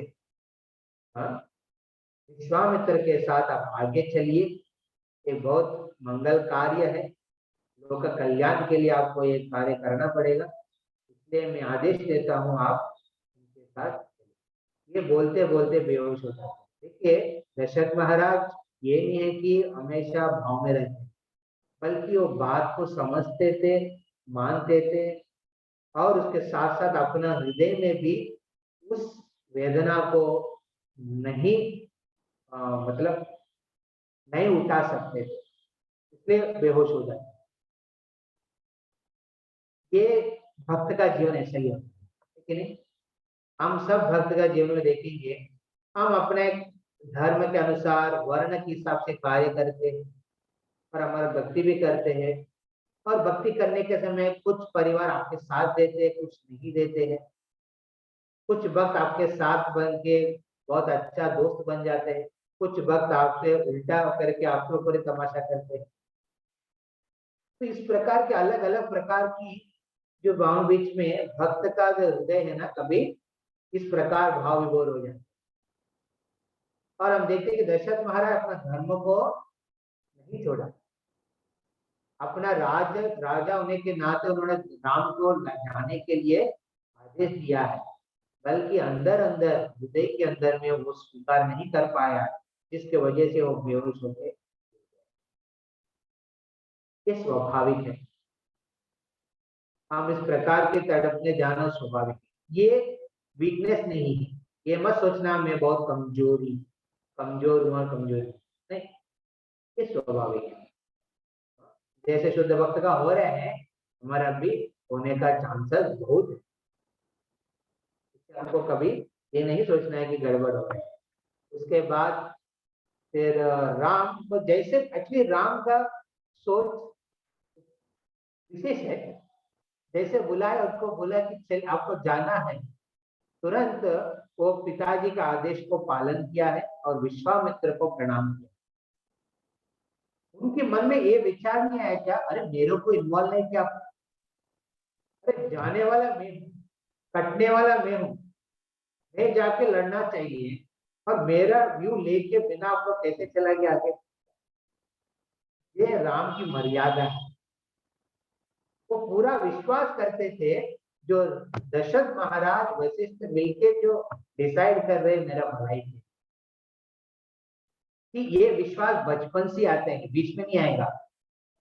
आप एक्सपेक्ट मत करिए बच्चों को बीच में आ जाना चाहिए, नहीं, वो बच्चों को बचपन से ही ये सब महसूस होगा, वो नेचुरली उस प्रकार के एक्सप्रेशन करेंगे, वो माँ बाप जो बोलेंगे ऐसा चलेंगे। और हम देखते हैं कि दशरथ महाराज ने इस प्रकार बोलने के बाद राम जाते हैं कौशल्य के पास, और यहाँ पे बहुत सुंदर होता है। कौशल्य के पास जाके कहते हैं मेरे पिता दशरथ महाराज ने आदेश दिया कि विश्वामित्र के साथ वो जंगल में जाना है, उनकी जो यज्ञ में जो बाधा दे रहे सुबह और मरीचों को मारने का एक आयोजन कार्य है, लोक कल्याण के लिए कार्य। तुरंत कौशल्या इतना खुश हो जाते हैं, अंदर जाके मिठाई लेके आके राम के मुंह में डाल दी। और देखिए ये एक्चुअली ये साधारण माँ नहीं, बल्कि राजमाता है। राजमाता होने के नाते उनको बहुत खुशी हुआ कि उनको बच्चों को इस प्रकार के एक मौका मिल रहा है ना, शक्ति और सामर्थ्य को दिखाने का। आप समझ सकते हैं कि दशरथ महाराज का कितना आसक्ति है ना। माँ को इतना खुश हुआ है, दशरथ महाराज अभी तक उनको कन्विंस करने के लिए इतना समय लग गया। तो कौशल्या खुशी से फिर वापस राम को भेजते हैं, और लक्ष्मण जाते हैं इसके पास। लक्ष्मण किसके पास जाते हैं? सुमित्रा माता के पास। सुमित्रा के पास। माता के पास। सुमित्रा के पास जाने के बाद लक्ष्मण कहते हैं तो राम जा रहे तो मैं भी जा रहा हूँ, और सुमित्रा वहां पे कहती है बहुत इम्पोर्टेंट है। ये समझ सकते हैं कि क्या वैल्यू सिस्टम उस समय राम राज्य में चलते हैं। ये राम के परिवार है, वो कहते हैं कि लक्ष्मण से राम की सेवा कर, ये आपसे सबसे बड़ा इम्पोर्टेंट आपकी कार्य है। और ये मत सोचना मैं आपके लिए दुखी हूं, आप जा रहे कहीं, जरूरी है तो बताना, मैं शत्रुघ्न को भी तुम्हारे साथ भेजूंगा। तो आप समझिए ये सुमित्रा की भावना क्या है। आपके राम की सेवा के लिए लक्ष्मण अकेला काफी नहीं है, उनसे नहीं हो पा रहे हैं, बताना मैं शत्रुघ्न को भी भेजूंगा आपको। सबकी माँ का गुण नहीं हो सकता, ये तो राजमाता के रूप में हो सकता है कि इतना प्रेम वो करती है अपना दोनों पुत्र को, हाँ, लक्ष्मण और शत्रुघ्न को, दोनों को राम की सेवा में लगाना चाहिए। ये विशेष है। और हम देखते हैं कि राम और लक्ष्मण सबसे अपना पैकिंग कर लेते हैं और विश्वामित्र खड़ा है और बहुत आनंद में विश्वामित्र है, क्योंकि अभी उनको मौका मिल रहा है भगवान राम से संग करने का, उनको सेवा करने का। और सब तैयारी होता है, तैयार होने के बाद दोनों निकल पड़ते हैं। उस समय तक सूर्यास्त हो रहे थे और दशरथ महाराज के हिसाब से अभी भगवान राम सोना चाहिए, पर अभी भगवान राम सोने के लिए नहीं जा रहे हैं, बल्कि पूरा दुनिया को जागृत करने के लिए जा रहे हैं। इसलिए क्या हुआ उस समय, धीरे धीरे दशरथ महाराज अपने राज्य दरबार से बाहर निकल के राज्य की कोने तक जाते हैं कि विश्वामित्र लक्ष्मण और राम को एक साथ लेके चलने के समय, और वहां खड़ा होकर अकेला दशरथ महाराज देख रहे हैं। वो जो सूर्यास्त हो रहे हैं उसके साथ साथ विश्वामित्र, लक्ष्मण और शत्रुघ्न भी अस्त हो रहे थे उस दिशा में जाते हुए। वो देख के फिर और एक बार दशरथ महाराज बेहोश होके गिर गए। फिर वशिष्ठ और सब मंत्रीगण उनको वापस घर पे लेके आए। और उसके बाद जो कहानी है हम नेक्स्ट। हरे कृष्णा हरे कृष्णा हरे राम हरे राम। हरि बोल। हरि बोल। कुछ हरि बोल। प्रश्न है? हरि बोल। बहुत होती थी उस समय भी। हरे कृष्णा हरे कृष्णा। एक करके प्रश्न पूछेगा तो अच्छा रहेगा, बाकी सब लोग अपने को म्यूट रखेंगे प्लीज। मीनू माता जी। प्रभु जी 10 वर्ष की उम्र में शादी करने की कैसे सोचे थे सर? हाँ 10 वर्ष की उम्र में शादी करने की कैसे सोचे थे उस एक्चुअली समय? वही उम्र है उस समय में, 10 से 12 साल में एक कर लेते थे और 6 से 8 की वर्ष उम्र में लड़की का शादी, ऐसा उस टाइम पे वो हम देखते कि 12 साल में उसकी शादी हो जाती। 12 ईयर्स जब राम की 12 साल उम्र है और सीता की। प्रभु अलग अलग युगों में अलग अलग जो मैच्योरिटी होती है वो सबका अलग अलग रहता है, ठीक है। हाँ तभी तो उनको ले आए थे हाँ, वशिष्ठ हाँ जी। समझिए माता जी वो जैसे आप देखेंगे 10 साल उम्र में उनको बाहर एक राक्षस को मारने के लिए लेके जाता है, उतना तो कैपेसिटी मैच्योरिटी हो गई। और शादी के बाद ऐसा नहीं कि दोनों एक साथ रह के क्या है संग करते हैं। उस समय क्या करते थे, शादी के बाद एक जो बालक और बालिका को दोनों को घर पे रखते थे और उनको सिखाते थे, बालिका को बालक को कैसे सेवा करना है, ठीक है। वो छोटा बच्ची है ना, तो वो सीखते हैं कैसे करना है, कैसे ये करना है, काम करना है।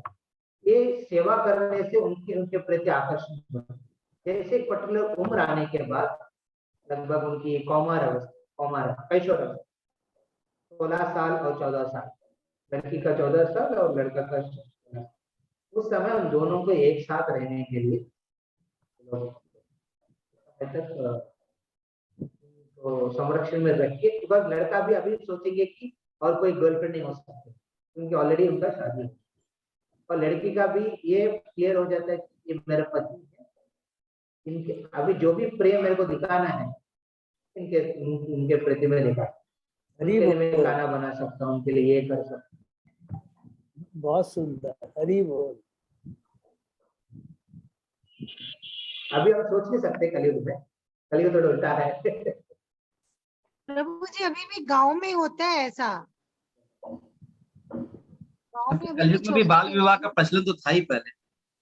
हाँ हाँ ही, और अभी भी है बिहार में तो अभी क्या बाल विवाह को खंडन किया पहले हमारा जो कलयुग की जो संस्था है पूरा, अभी क्या बिना विवाह रहने के लिए सुप्रीम कोर्ट आदेश दे दिया, बिना विवाह हो जाओ, किसी के साथ रहो। मैं एक लड़का से मिले थे सर, कॉलेज टीचिंग कर रहे हैं, एक स्टूडेंट से मिले थे, तो वो पूछ रहे हैं मेरे से पूछ रहे हैं मुझे आपको कितना माता जी और पिताजी है? तो मैंने पहले सुना तो वो कंफ्यूज हो गया, कितना माता जी पिताजी है? बोले एक ही माता जी पिताजी। नहीं नहीं प्रभु, वो तो इनोसेंट है बहुत, बच्चे तो इनोसेंट है। नहीं प्रभु, मेरा फ्रेंड्स को तो 2 माता जी है और 3 बच्चे थे। समझा नहीं क्यों? क्योंकि अभी लिविंग रिलेशनशिप है, मदर फादर शादी नहीं किया है, लिविंग रिलेशनशिप में है, इतना रिलेशनशिप उतना मदर है उतना फादर है। उस बेसिस में मेरे को पूछ रहे, मेरे बोला अरे इतना उस लेवल तक मैं एडवांस नहीं हुआ है। तो अब देखेंगे अभी सुप्रीम कोर्ट के आदेश से कितना दुर्घटना भारत की है। पहले बाल विवाह को खंडन किया, अभी देखिए कैसा है। बाल विवाह इसलिए नहीं करते कि उनको प्रेशर करके रखना, बल्कि एक कमिटमेंट है। किसी को प्यार करने का जब उम्र आते हैं उसमें प्यार, जिसके साथ प्यार कर रहे हैं उनके साथ कमिटेड हो। यानी कि प्यार 4-5 से किया, विवाह 6 वाले प्रकार वो बाल विवाह का कंसेप्ट। कोई इस लीला के ऊपर पूछ सकते हैं कोई प्रश्न? हाँ, हरे कृष्णा प्रभु। कंट्रोवर्शियल प्रश्न है। हाँ, हरे कृष्णा प्रभु, जैसे दशरथ महाराज का और विश्वामित्र का था, तो दोनों में कौन सही है?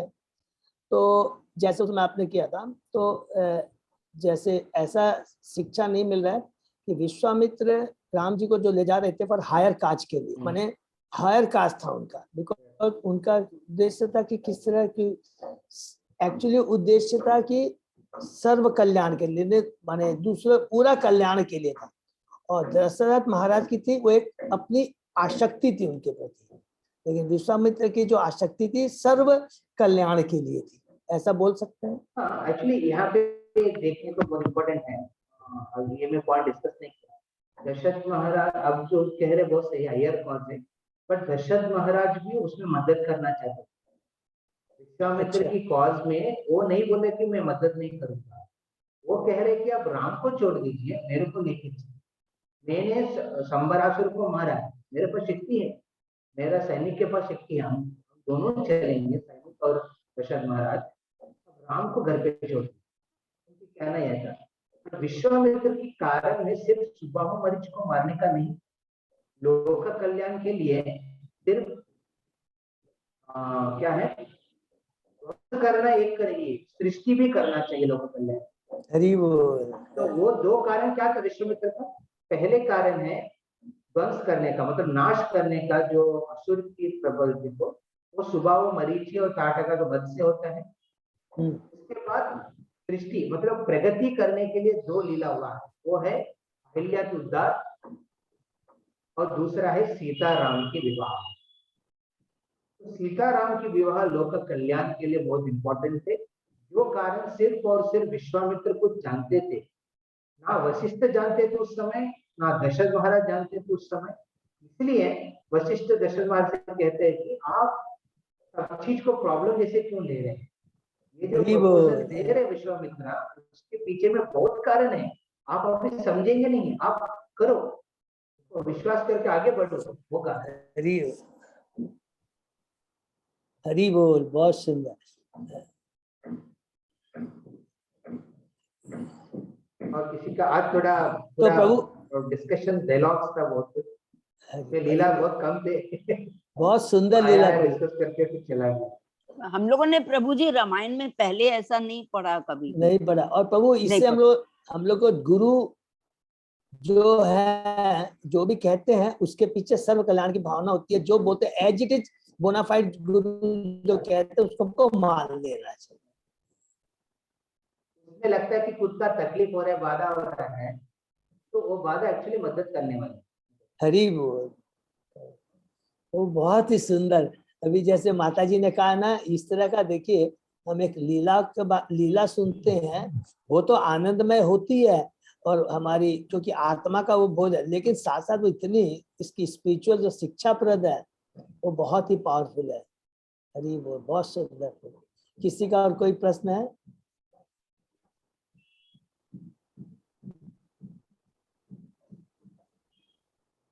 तो आज वक्त है, आपको कुछ अनाउंसमेंट करना है या फिर? हाँ प्रभु, थोड़ा सा आप can be discuss about this our पूरी यात्रा के बारे में आप कुछ गाइड करेंगे, बताएंगे? आप उसको देख करें तो बताओ। हरे कृष्णा। आप कह सकते हैं उसको। प्रभु जस्ट मेरे पास जो इन्फॉर्मेशन, सबसे पहले हम सब लोग को भक्तों बता देंगे हिज ग्रेस बलराम गोविंद प्रभु जी भी हमारे संग जा रहे हैं। हरि बोल। हरि बोल, हरि हरि बोल, बोल। हरि हमारा तो बाय बोल। डिफॉल्ट जाएंगे हमारा प्रभु जी जगन्नाथ। ये हमारा परम सौभाग्य है। और सबसे बड़ी बात है, I would like to share with all the devotees कि प्रभु जी कितनी बड़ी कृपा रहती है। So sincere dedicated. मेरे को बोलते हैं प्रभु I have already spoken to Anand Mobu, हमारी किस तरह का वहाँ 3 दिन का प्रोग्राम हम लोग कैसे करेंगे।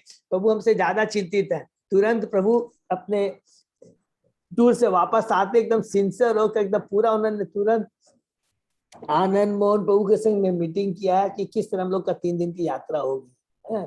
तो ये बहुत हम लोग का परम सौभाग्य है कि हम लोग वहां पर प्रभु जी के गाइडेंस में रहेंगे, उनका एसोसिएशन हमें मिल रहा है। और प्रभु जी थोड़ा सा मैं आपको बता दूं, अभी तक रफली 380 डिवोटीज इन टोटल हो गए हैं। प्रभु आप म्यूट है। हाँ, बहुत अच्छा है, बहुत बड़ा। हाँ एक्चुअली मैं अभी तक बहुत- मेरे ग्रुप में बोला नहीं है, मैं तो भक्तों को बोलने वाला था। प्रभु आप बोल दीजिए।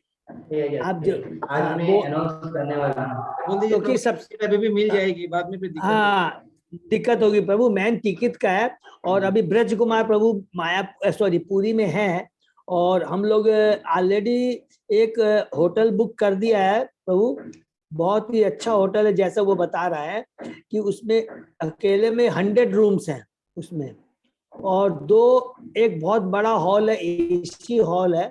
तो जैसे आप बता रहे थे कि जो सुबह शाम में यदि कोई भी हमारा लेक्चर होगा या एनी प्रोग्राम होगा या कोई भी हम ड्रामा करना चाहे, whatever we want to do, तो वो 4 घंटा हम लोगों को मिलेगा पर डे। तो आई थिंक 4 आवर्स ही है ना प्रभु? Where to schedule the time? 4 hours per day 4 hours ही जो के। तो 2 दिन मिलेगा प्रभु अपने को। और तीसरा थोड़ा सा अपने डिस्कस कर लेंगे when we meet on 4th और 5th में उसमें। तो 3 मैंने आपके जस्ट नोटिस में दे दूं प्रभु। आप रिक्वेस्ट मीटिंग के लिए डिस्कस करिए मोहन गोविंद प्रभु। हाँ मैं आज उन लोग से बात कर करके we shall fix the meeting, ठीक है ना? हरि बोल। और कोई कुछ? हरे अजय कृष्ण प्रभु। प्रभु जी। बस यही बोलना हरे रहेगा। कृष्ण अभी भी प्रभु। क्यों कोई भक्त अगर चाह रहे हैं, मतलब डाउट न रखिए, एटलीस्ट कम से कम टिकट बुक कर लें, ताकि कम से कम बाद में लास्ट मोमेंट में यह न रहे कि मेरा हाँ, जाने का मन था, मैं जा नहीं। हाँ टिकट बहुत जरूरी है। इफ बहुत यू हैव जरूरी है। डाउट, कोई भी कंफ्यूजन है, टिकट सबसे पहले जरूरी है। टिकट नहीं होने पे बहुत मुश्किल हो जाती है। बाकी एकोमोडेशन वगैरह का मैं ब्रज कुमार को बोला हूँ, तो वो प्रॉब्लम नहीं आनी चाहिए, सकते हैं, लेकिन टिकट्स के बिना मैनेज कर लेंगे। हाँ ठीक है ना? हरे कृष्ण और प्रभु जी। उसके बाद हाँ मधुमिता माता जी। हाँ हाँ हाँ, मैं ना इससे रिलेटेड नहीं है क्यों ना, मैं तो जान ही पाऊंगी, मैं तो यूक्रेन में हूँ। लेकिन वही बात है, एक क्वेश्चन था जी। एकादशी तो हमने कल रखा था, तो एकादशी व्रत क्या हम उसको उद्यापन कर सकते हैं ना? ऐसे ही लोग बोलते हैं जो इसको उद्यापन करना चाहिए। व्रत का पालन का बारे में हरे कृष्ण प्रभु जी। एकादशी व्रत का क्या उद्यापन होते हैं प्रभु जी? मतलब उसको उद्यापन करते हैं? इस सिलसिले में मेरे को पूछना था आपसे। लक्ष्मण जो आप कुछ कह रहे थे, हरे कृष्णा प्रभु। हेलो, आप कुछ कह रहे थे? नहीं प्रभु, मैं कुछ नहीं बोल रहा था, आप बोलिए प्रभु। मतलब आपके हम लोग फास्टिंग किया एक दिन, उसके बाद उद्यापन में हम लोग भगवान को मॉर्निंग में पूजा देते हैं, मतलब पंचोपचार पूजा जो भी करके, तो प्रणाम करके गंगा की पानी से तर्पण देके, उधर तो उत्तरायण में तो गंगा नदी नहीं है, स्नान कर रहे नहीं प्रभु जी, मैं तो यूक्रेन में उद्यापन नहीं करूंगी।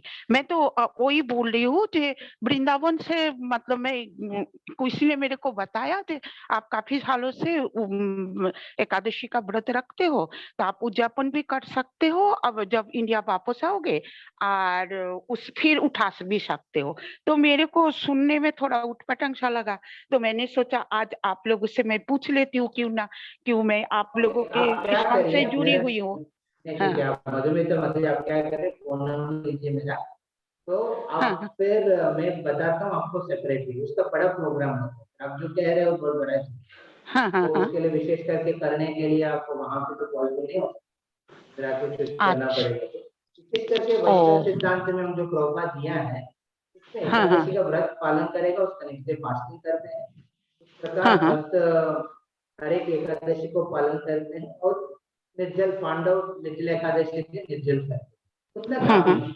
अगर हमको तो हम है ही एज हरिनाम आंदोलन में, उस हम्म, आंदोलन में हम हरिनाम संकीर्तन के ऊपर ज्यादा जोर देते हैं, जितना हम यज्ञ ये सब चीज में उतना नहीं देते, ये ज्यादा ओ, जोर देते हैं। और आपके हिसाब से लग रहे करना ही होगी, तो मेरा फोन नंबर लीजिए, मैं आपसे इसके बारे में डिटेल अच्छा, हरि बोल, बहुत बढ़िया। बहुत देखिए मधुमिता माँ जी, कितना प्रभु ने कृपा की, हरि बोल। बड़ी बोल। हाँ, सही महीने में इतने दूर में हूँ तभी आप लोगों का इतना कृपा होती है, और नहीं, मेरे को तो एक जुनून रहता है।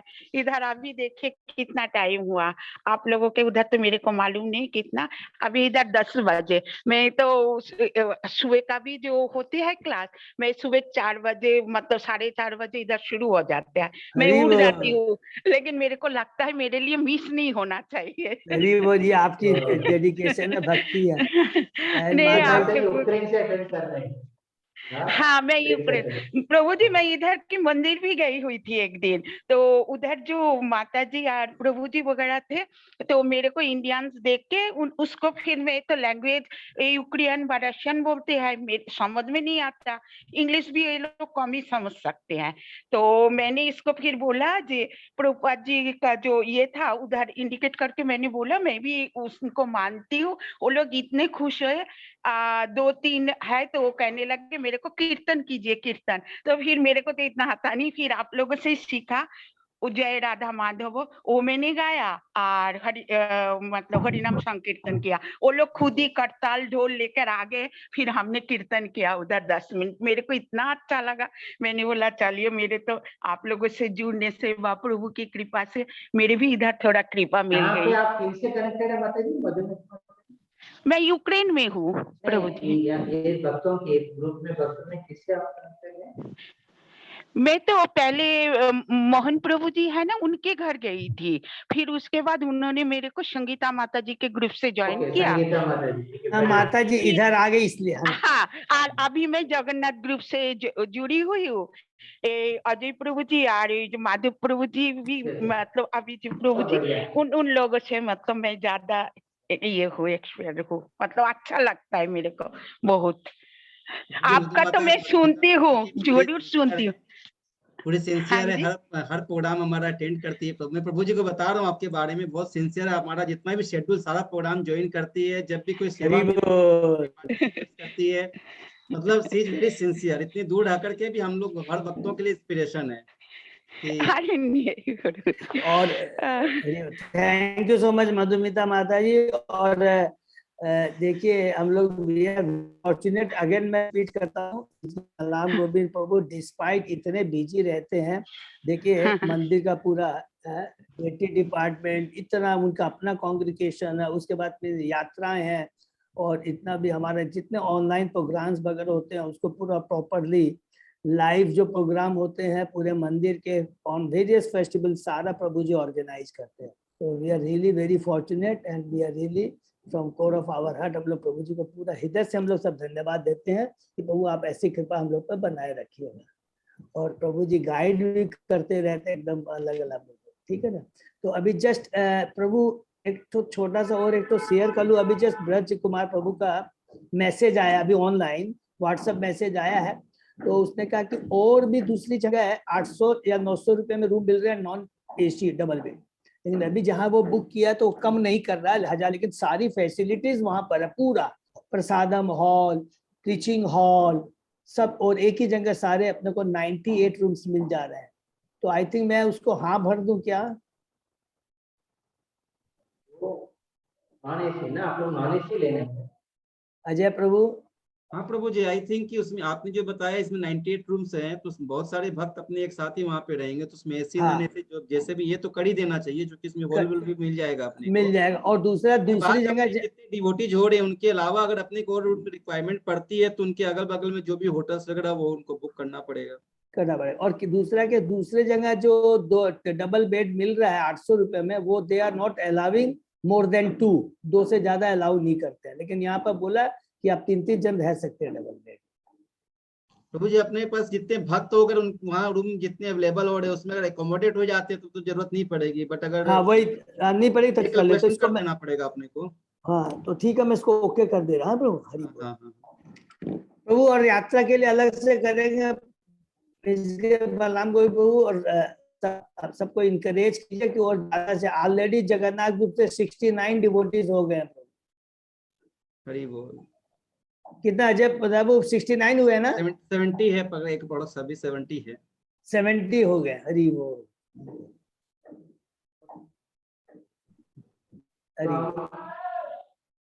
एक ही रिक्वेस्ट करते हैं जब भक्तों की, जगन्नाथ जो भी धाम हम अपने हिसाब से नहीं जाते, हम अपने हिसाब से नहीं जा सकते, तो वैष्णव की कृपा और विशेष करके भगवान की उनकी जो कृपा परमिशन जब देते हैं हम उसमें प्रवेश करते हैं। हरि बोल। जो भी अपॉर्चुनिटी साथ है उसमें हम प्रयास करना चाहिए, जो भी क्लिक हो गया है उसमें हमको जाना चाहिए।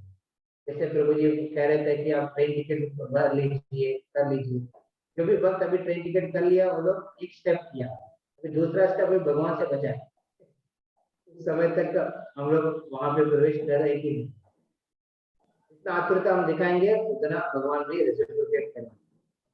बहुत बहुत कहते हैं जी प्रॉब्लम से प्लानिंग नहीं कर पाएंगे, प्लानिंग तो आप नहीं करते हैं, आपको सिर्फ टिकट बना के रखना है, प्लानिंग भगवान करते हैं।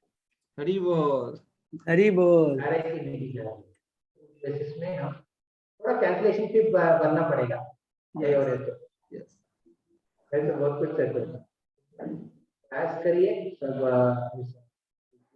हरि बोल। और एक प्रभु लास्ट है, सब भक्तों के लिए है, बहुत इम्पोर्टेंट, कि जैसे वी हैव बीन, हम लोग शुरू से प्रयत्न करते रहे हैं फिजिकल क्लास के लिए, तो मैंने सतीश गुप्ता प्रभु को बोला था, तो वो जिनसे बात करे तो अभी तक वो ठीक से हुआ नहीं है, तो अभी इस वीक में होपफुली हम लोग करने का प्रयत्न करेंगे, माने ऑर्गेनाइज हो जाना चाहिए फिजिकल क्लास का।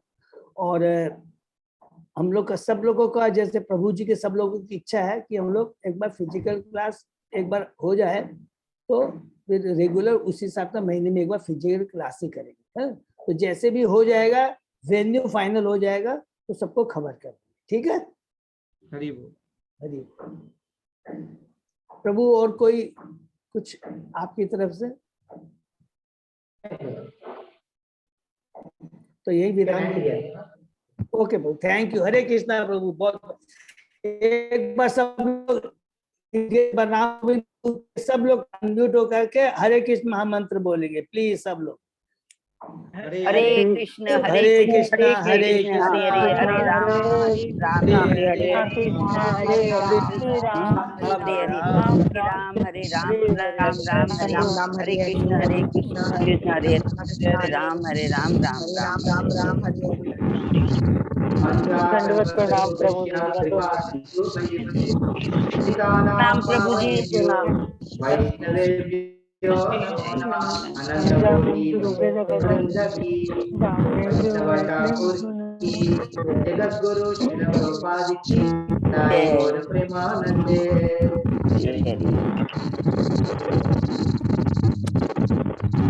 आज का सेशन पे यही विराम देते हैं। सही भक्तों का बहुत ओके अजय प्रभु, बहुत बहुत धन्यवाद। अजय प्रभु को भी बहुत सुंदर, बहुत अच्छा हमारा कंट्रोल करते हैं, बहुत अच्छी सेवा दे रहे हैं हमारे जगन्नाथ जी। हरि हरि बोल।